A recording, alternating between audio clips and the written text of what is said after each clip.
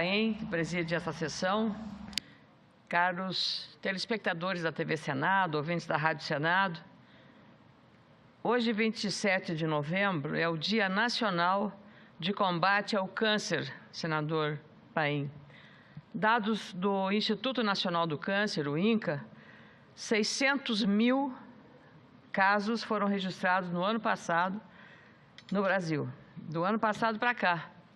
E essa doença está aumentando assustadoramente a sua incidência e são diversos os tipos dessa doença em nosso país. O câncer de pele, o câncer de próstata, no caso dos homens, por isso temos o Novembro Azul, que ainda está transcorrendo, o câncer de mama, e por isso temos o Outubro Rosa, prevenção ao câncer de mama, o colo retal, colo de útero e câncer de pulmão.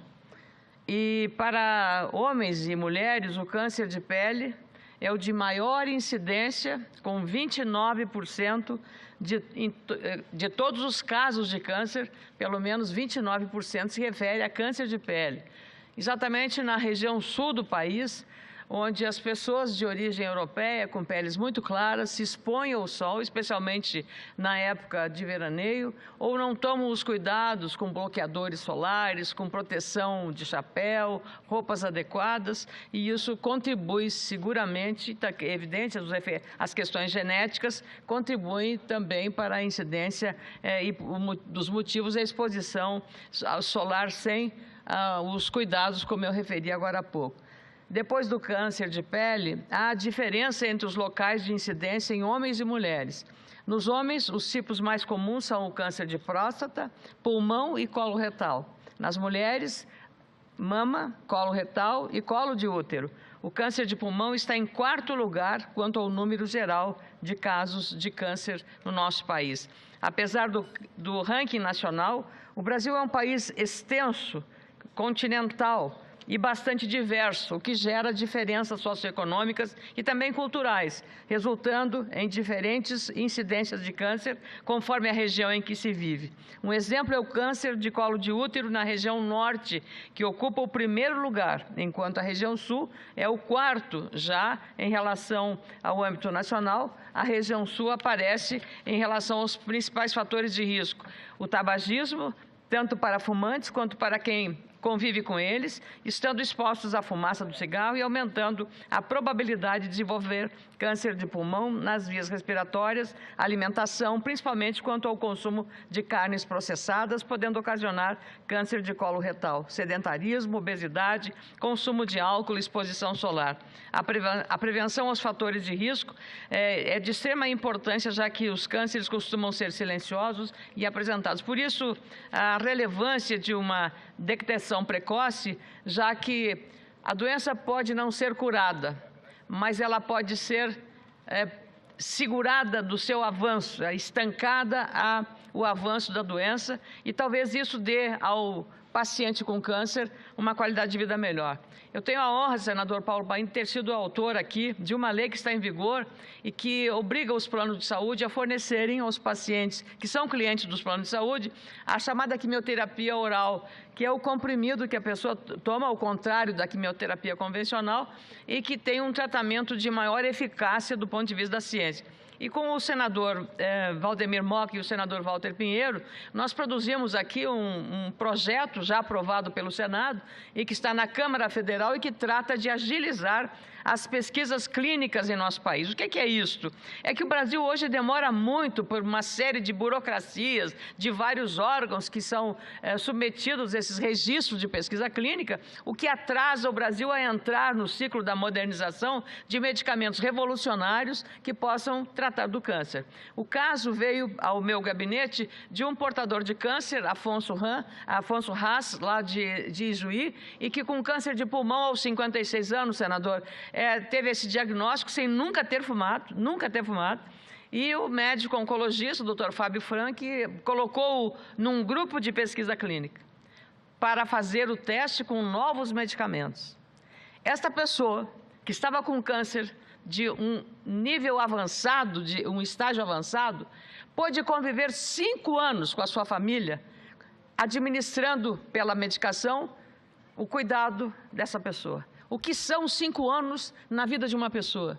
É muito tempo. E é exatamente isso que faz a possibilidade do paciente de câncer entrar numa pesquisa clínica. Quanto maior for a chance de entrada, mais a chance, pelo menos, se não curar a doença, como foi o caso do Afonso Haas, lá de Ijuí, pelo menos o direito que ele teve de ficar com a família durante 5 anos, com uma vida normal, trabalhando na sua empresa, convivendo com a família, vendo a filha se formar na Faculdade de Odontologia em Passo Fundo. Então, eu trago esse caso porque foi ele que nos inspirou a fazer esse projeto que agora está na Câmara dos Deputados. Eu espero que ele tenha a mesma acolhida que teve dos senadores, porque é um avanço para os pesquisadores, para a ciência, para a medicina, para a indústria farmacêutica, mas especialmente para a pessoa mais importante, o paciente de câncer. Então, eu tenho a honra de ter sido autora desse projeto, também de um outro projeto que já está também em vigor, foi sancionado pelo presidente, e que trata de estabelecer um mamógrafo especial para mulheres deficientes, senador Paim, o senhor que lida muito com o Estatuto do Deficiente, esse mamógrafo, porque a mulher cadeirante, ou a mulher paraplégica ou tetraplégica, ela tem dificuldade, o mamógrafo não pode, não tem condições, então, um equipamento ajustado para essas mulheres terem também acesso e direito de fazer a prevenção. Então, ao celebrar isso tudo, mostrando, hoje a Rádio CBN fez também uma matéria extensa mostrando exatamente o atraso que é a pesquisa clínica em nosso país do ponto de vista do que ele representa para os pacientes.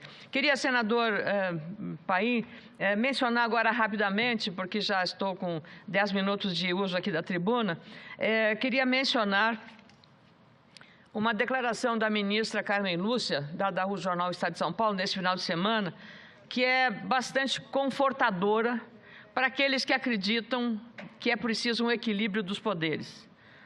A questão do abuso de autoridade, matéria que está no Supremo Tribunal Federal, foi feito um pedido de vistas, lamentavelmente. A matéria já tinha sido submetida a um outro pedido de vistas anterior, do ministro Alexandre Moraes, e agora, depois de 7 votos favoráveis ao relatório do ministro Barroso, o ministro Dias Toffoli, fazendo uso do seu direito, claro, pediu vistas do processo. Um processo que já estava com 7 votos favoráveis, o voto do ministro Alexandre Moraes não alterou, na essência, a questão relacionada ao estabelecimento da lei do abuso de autoridade, já submetida e aprovada nesta Casa, no Senado Federal, e agora está na Câmara numa comissão especial que deve examinar. Eu espero que a Câmara, como aqui nós fizemos, depois de um grande esforço de todos os senadores e senadoras, que a Câmara também vote essa matéria.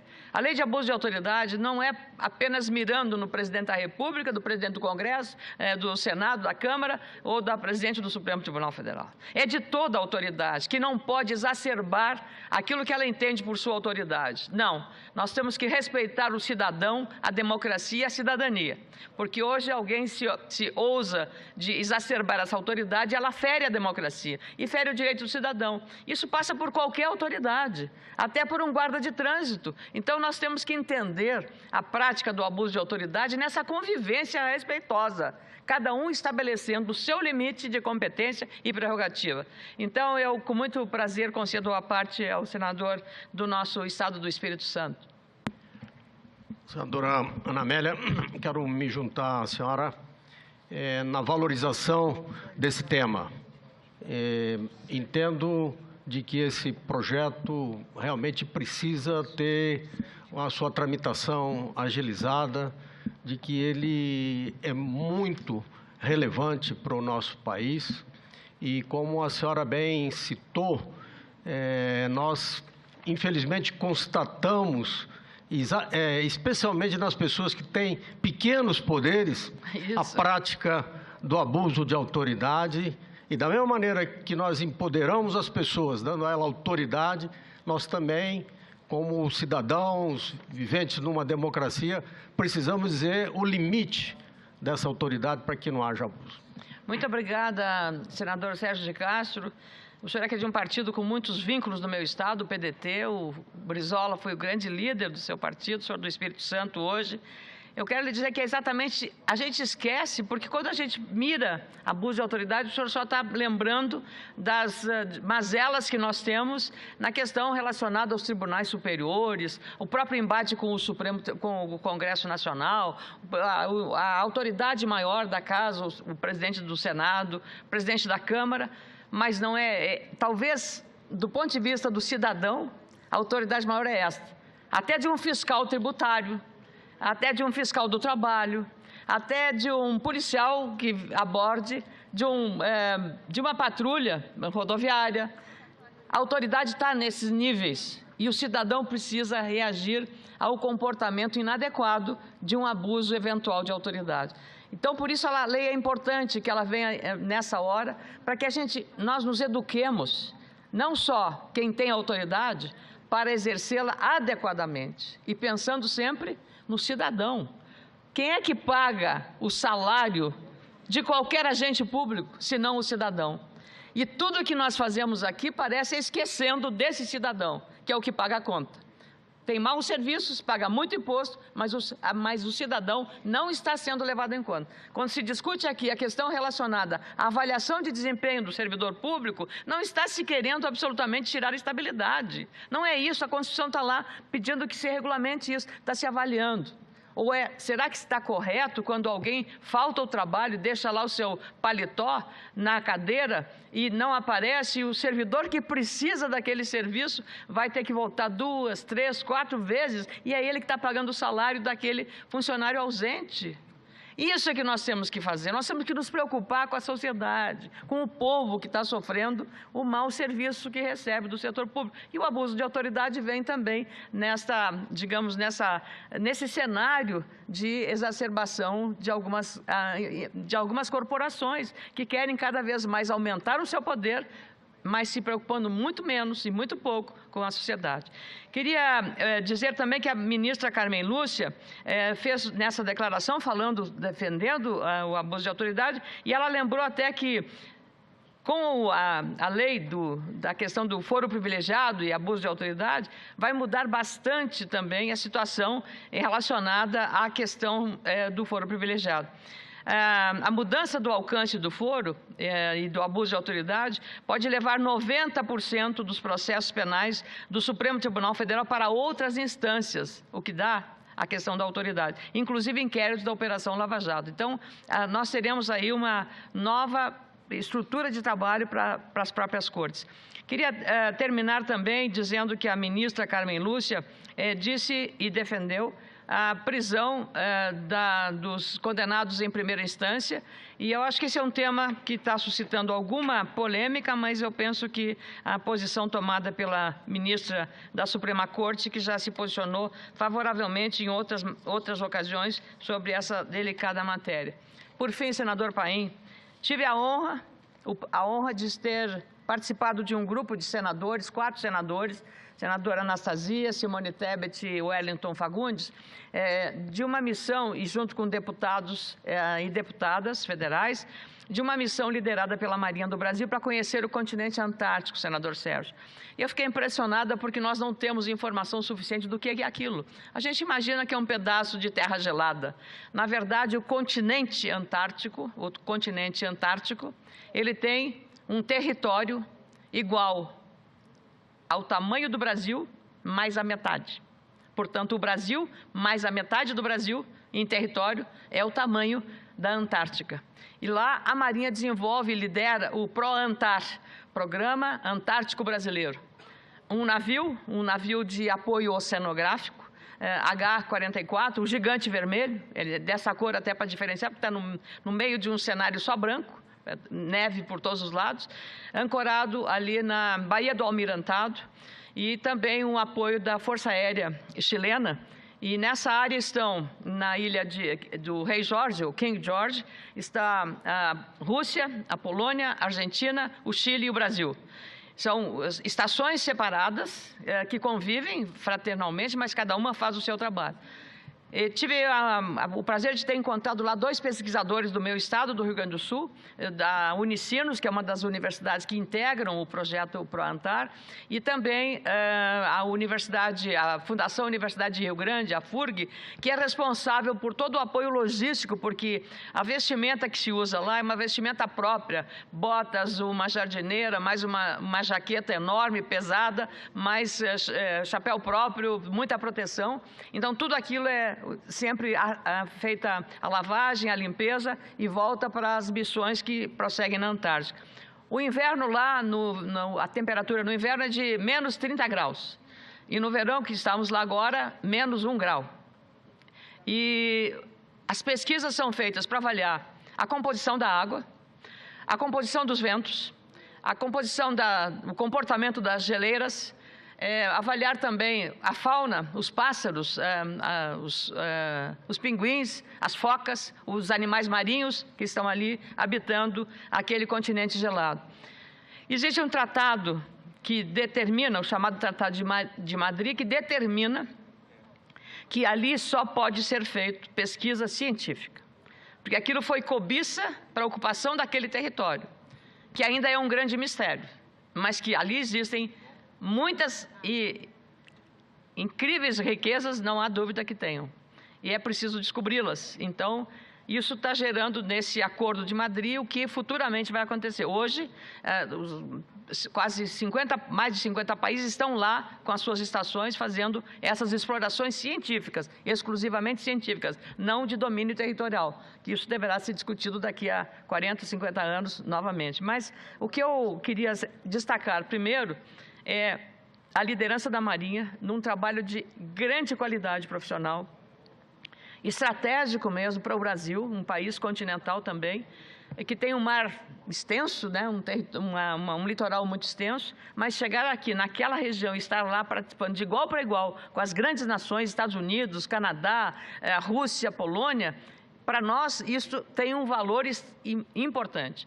Às vezes a sociedade diz, mas falta dinheiro para a saúde. Não são excludentes, são importantes, senador Sérgio. É importante que o Brasil esteja presente ali, porque isso tem para o futuro um grande espaço. E eu queria cumprimentar o comandante, o almirante Leal Ferreira, que é o comandante da Marinha, por liderar um grupo de oficiais e de militares de todas as patentes da Marinha, de um envolvimento, de um compromisso com os interesses nacional extraordinário. Oficiais da melhor preparação acadêmica, estratégica, do ponto de vista da logística, e ali todos nós, os deputados, a mim especialmente, que tinha máximo chegado até Ushuaia e a Rio Gallegos, na Argentina, nos glaciais Perito Moreno, foi uma surpresa entrar no continente propriamente dito, que é o continente antártico. Então, isso foi uma grande descoberta, e eu penso que o Brasil está cada vez mais fazendo um trabalho extraordinário. E talvez isso também justifique porque os militares no Brasil hoje têm um respeito da sociedade brasileira tão acentuado. Então, se você pegar qualquer ranking, quais são as instituições mais respeitadas no Brasil, estão os militares, Exército, Marinha e Aeronáutica. E ali compartilham as 3 armas com a responsabilidade de levar o Brasil. No ano que vem estará concluída a estação Comandante Ferraz, que é a estação que é onde serão feitos os estudos. Hoje estão lá com containers servindo de base para o acolhimento desses pesquisadores. E a chegada até lá é um exercício eu diria assim, uma espécie de maratona esportiva até. A gente sai de um avião militar, o Gordo, que é um Hércules C-130, um avião de carga, viaja 3 horas de Punta Arenas até a base onde está a Força Aérea Chilena. Ali se pega um helicóptero a esquilo, 3 pessoas paramentadas, e vão até o navio. No navio ficam lá ancorados e depois, quando vai à visita à estação, tem que descer por uma escada de cordas do navio até um bote inflável em águas muito geladas. Não pense em cair ali dentro, que 5 minutos você está morto, porque aquela água é uma hipotermia. E aí você vai, então, até a estação saindo desse bote inflável. É preciso um pouco de energia para chegar até lá, e por isso mais a valorização dos pesquisadores, dos os militares que estão desenvolvendo esse trabalho. Então, e nós precisamos aqui no Senado e na Câmara cuidar do orçamento para esse projeto. É muito importante. Tão importante quanto cuidar do orçamento para a saúde, do orçamento para as estradas, do orçamento para a educação. Todos eles são relevantes. Então, nós não podemos descuidar. E quando o cobertor é curto, é sempre assim. Tem que ir lá mandar para um lugar, falta do outro. Então, eu queria renovar o agradecimento à Marinha, aos oficiais todos, ao comandante Leal Ferreira, pela oportunidade que deu, porque todos nós ficamos emocionados de ver como cidadãos, como parlamentares também, aquele trabalho que está sendo feito lá naquela terra tão gelada, tão fria, tão misteriosa, mas que tem tantas potencialidades para saber, inclusive, qual é o impacto da mudança climática sobre as lavouras brasileiras, sobre a produção agrícola brasileira. Isso vai ser descoberto com os estudos que estão sendo feitos lá nesse projeto ProAntar, o Programa Antártico Brasileiro. Então, queria trazer isso até como agradecimento, mas compartilhar informações muito relevantes a respeito do que está sendo feito pela Marinha do Brasil e pelo Brasil no continente antártico, que é ainda um mundo de mistérios. Muito obrigada, senador Paim.